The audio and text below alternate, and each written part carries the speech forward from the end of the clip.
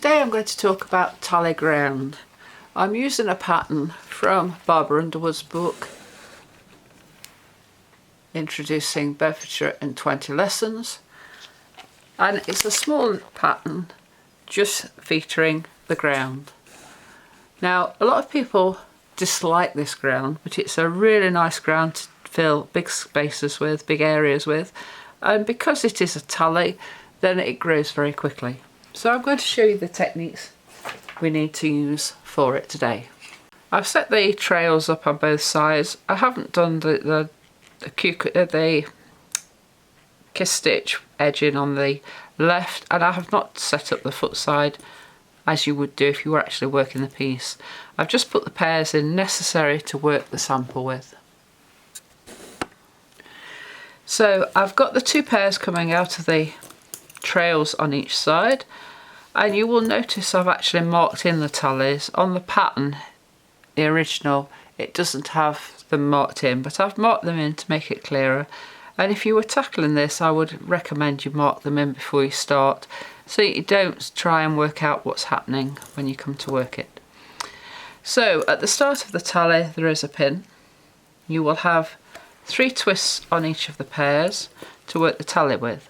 Now a little bit of planning is necessary when doing a tally ground, because you don't want the join in the middle to be the first stitch to contain the worker, and the worker wants to finish on the opposite side to where it starts. So as the first join is going to be in the middle here, we're going to start on the left with the left hand one for the worker, and it will end up on the left on the outside. As I say, we have 3 twists on, and we're going to make this square. So we're going to make the tally weaver really long. You can't quite see it off the camera, but it's long.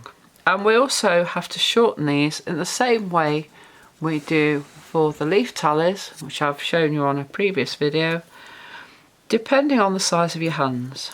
And the aim of this is to make this tally, the outside edge, square. So it will be a little rectangle of weaving. And again, I control them in exactly the same way as I have done with my leaf tallies. You can either do it with your hand across, or I curl my fingers and control them that way. So I'll zoom back in so you can see the tally forming as I work it.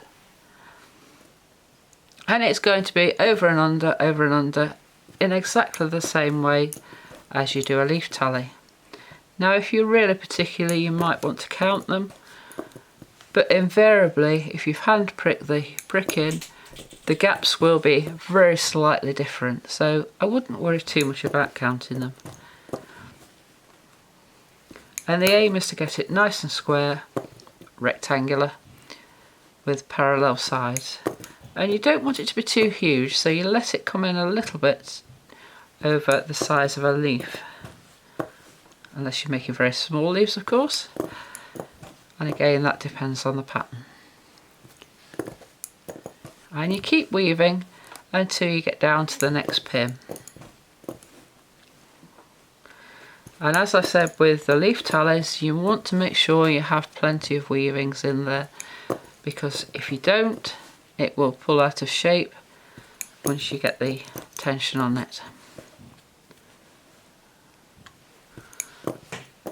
And when you think you've got enough, I would generally do one more weaving. Now you can see there that when I put that thread across, it is about on the pin, so I'm going to finish on the left hand side, so I take it through and put the 3 twists on, and put 3 twists on the right hand one and put the pin up. Now you've got to leave these to one side while you work the second tally before you do the crossing.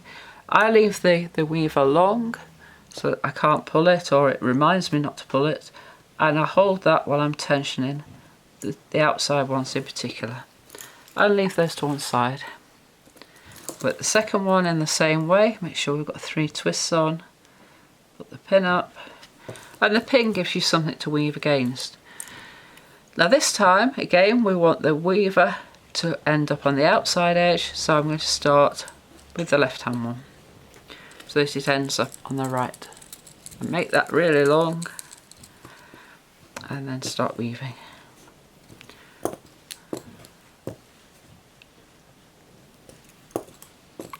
I find these quite therapeutic when you're doing, you get into a zone when you're doing a lot. I've done quite a few pieces, quite large pieces with a tally ground, and it does look quite impressive. If you struggle to make leaf shaped ones, try the tally shaped ones. The early Bedfordshire was made with square tallies rather than leaf shaped tallies, so you may find those easy to work. But you don't put the cloth stitch at the beginning or end like you do on a leaf. You just have 3 twists before on each pair and 3 at the end of the tally.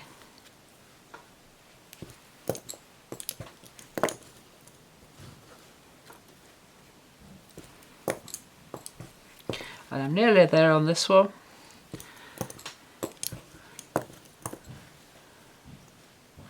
One more, I think. Okay, so again 3 twists on both sides and put the pin up. And tension it up slightly. Now you bring the other 2 pairs from the other side. I'll just zoom out fractionally so you can see what I've still left these workers long. You can see the crinkly here where they've come off the bobbins. So to start, you do the cloth stitch in the middle pairs and 3 twists and tension that up. Then move to the left and do a cloth stitch, and it's a little bit more tricky with a long thread and 3 twists, and you put the pin up on the left hand side.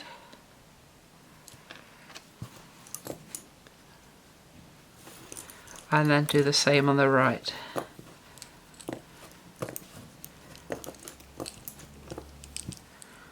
The pin up, and then you've just got 1 stitch to do in the middle to join both sides, and this gives you a nice little square box stitch in the middle of these tallies. Being careful when you pull it up. I think I might have pulled that in slightly. And you can then shorten them. I have left them long. You may want to shorten them after you've done the 2 outside. The 2 pinholes left and right before you do the centre one, because it will be quite stable then if you're gentle with it. And then pull that one up, and you're then ready to go straight back into the next tallies. I'll do these 2 tallies off camera and show you what happens at the side.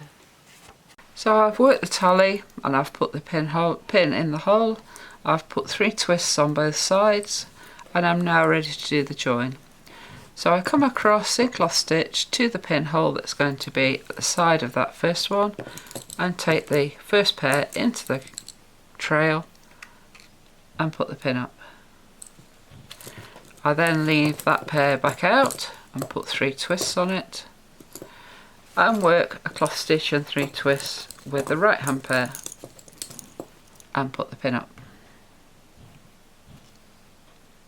And the pinhole is at the start of the next tally. I go across with the trail, and then when I come back the second time, I take the second one into the trail and then leave it out. And this mimics the crossing that you've done in the middle of the 4 tallies in the actual ground.